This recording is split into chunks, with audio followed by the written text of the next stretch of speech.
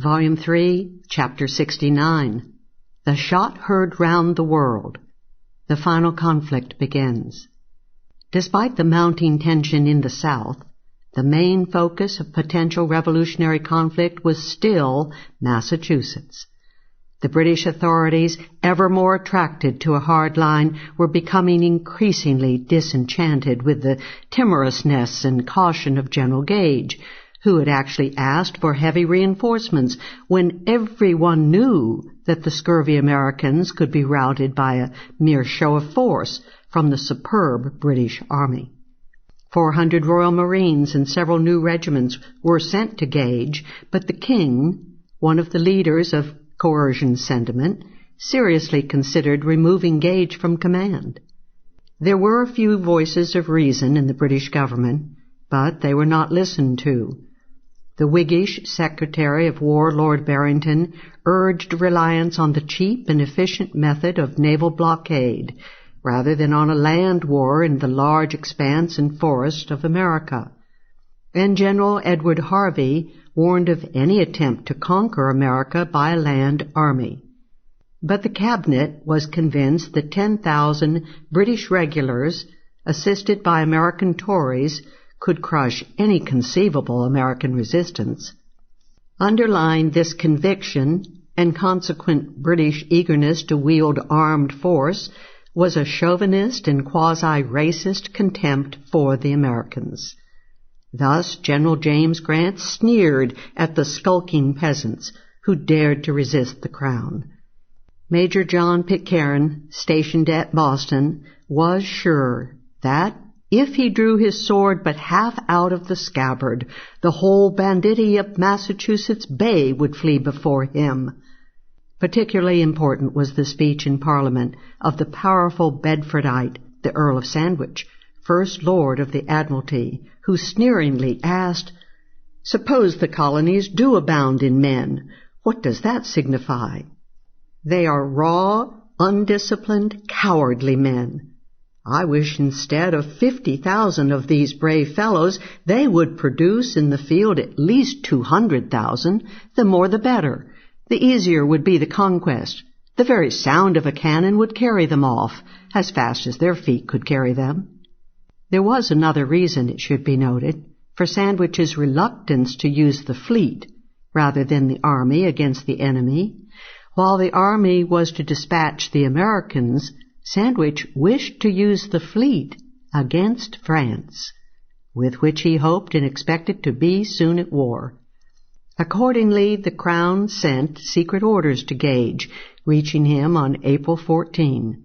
The Earl of Dartmouth rebuked Gage for being too moderate. The decision had been made, since the people of New England were clearly committed to open rebellion and independence of Britain.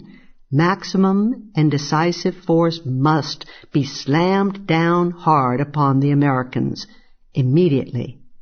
While reinforcements were underway, it was important for the British troops to launch a preventive strike by moving hard before an American revolution could be organized. Therefore, Gage decided to arrest the leaders of the Massachusetts Provincial Congress, especially Hancock and Sam Adams. As in so many other preventive first strikes in history, Great Britain itself precipitated the one thing it wished most to avoid, a successful revolution. Interestingly enough, the Massachusetts radicals were at the time rejecting hot-headed plans for first strike by rebel forces, who would thus be throwing away the hard-forged unity of the American colonist.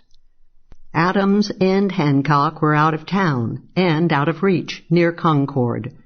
So Gage decided to kill two birds with one stone by sending a military expedition to Concord to seize the large stores of rebel military supplies and to arrest the radical leaders. Gage determined to send out the force secretly to catch the Americans by surprise.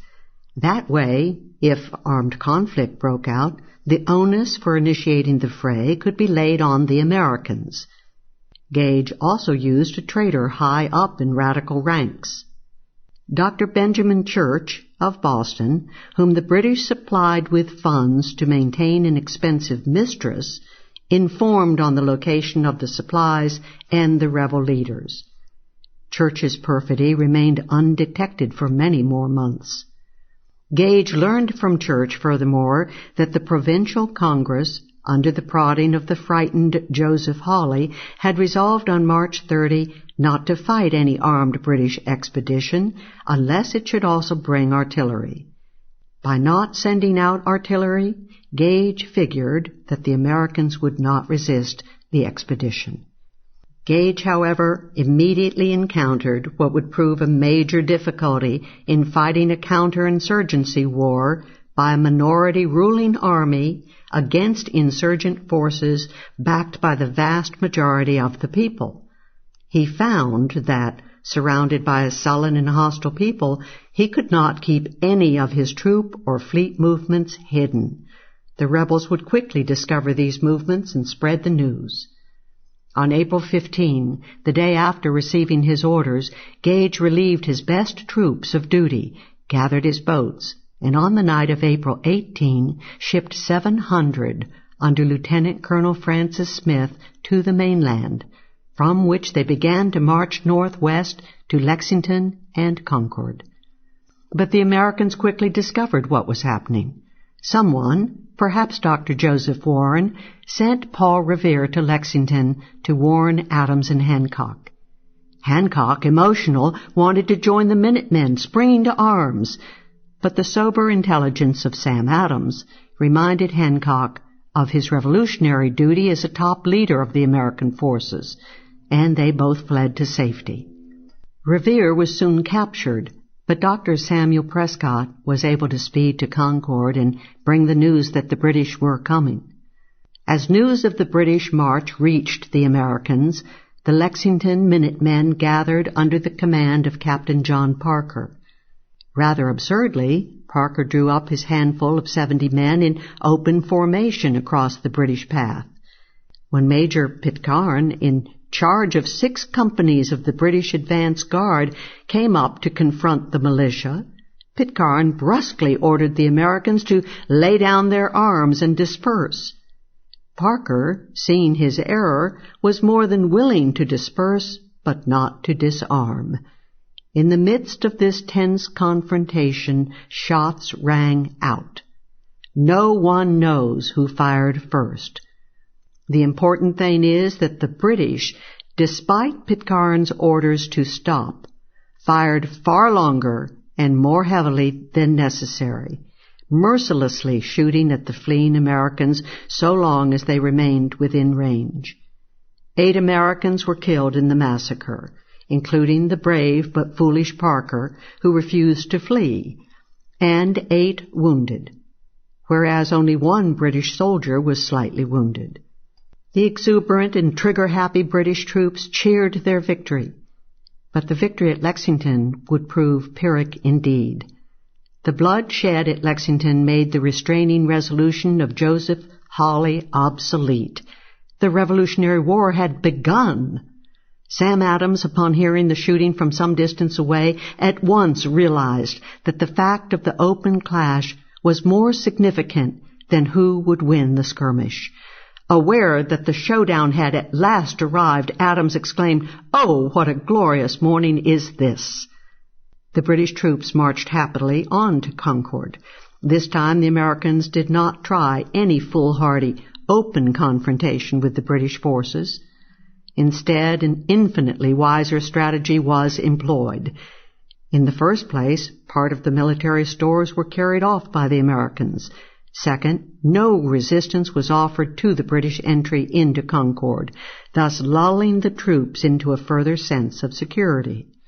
While the British were destroying the remaining stores, 300 to 400 militiamen gathered at the bridge into Concord and advanced upon the British rear guard.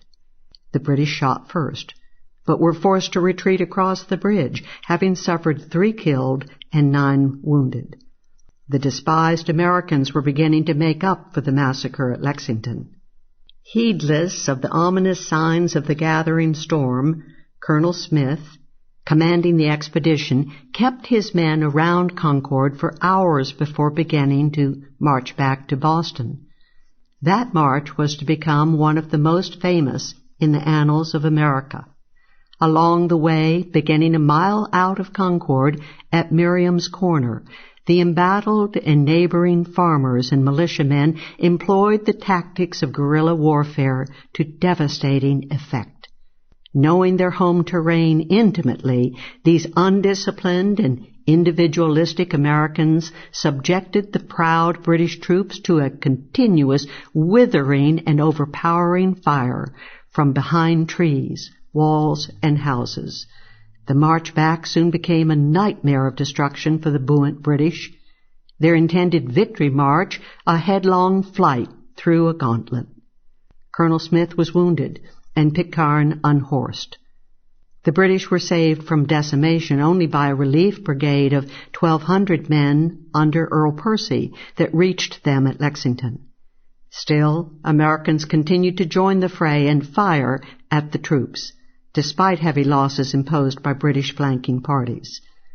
Despite the British reinforcements, the Americans might have slaughtered and conquered the British force if A. they had not suffered from shortages of ammunition, B. the British had not swerved into Charlestown and embarked for Boston under the protecting guns of the British fleet, and C. excessive caution had not held the Americans back from a final blow at the troops on the road to Charlestown. Even so, the deadly march back to Boston was a glorious victory, physically and psychologically, for the Americans. Of some 1,500 to 1,800 redcoats, 99 were killed and missing, and 174 wounded. The exultant Americans, who numbered about 4,000 irregular individuals that day, suffered 93 casualties. Insofar as these individuals were led that day, it was by Dr. Joseph Warren and William Heath, appointed a general by the Massachusetts Provincial Congress. Events could not have gone better for the American cause. Initial aggression and massacre by the arrogant redcoats, then turned to utter rout by the aroused and angry people of Massachusetts. It was truly a tale for song and story. As Willard Wallace writes, even now the significance of Lexington and Concord awakens a response in Americans that goes far beyond the details of the day or the identity of the foe. An unmilitary people, at first overrun by trained might, had eventually risen in their wrath and won a hard but splendid triumph. Above all, as Sam Adams was quick to realize, the stirring events of April 19, 1775, touched off a general armed conflict, the American Revolution. In the immortal lines of Emerson, penned for the 50th anniversary of that day, by the rude bridge that arched the flood, their flag to April's breeze unfurled, here once the embattled farmers stood and fired the shot heard round the world.